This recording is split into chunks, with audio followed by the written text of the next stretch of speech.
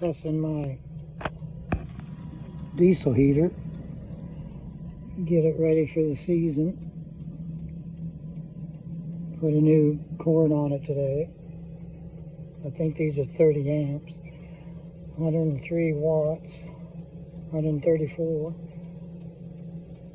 The burner lid, it's ramping up.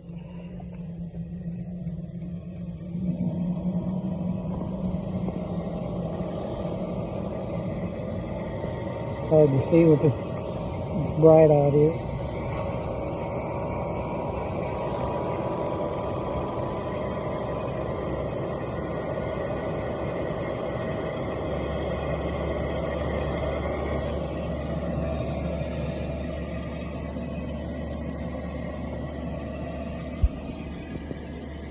I bought these off Amazon. They got a fuse and everything.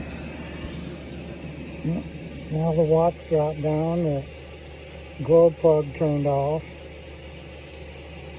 I'm going to let it warm up the cycle.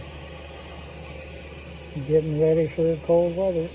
Just being proactive. Diesel heater.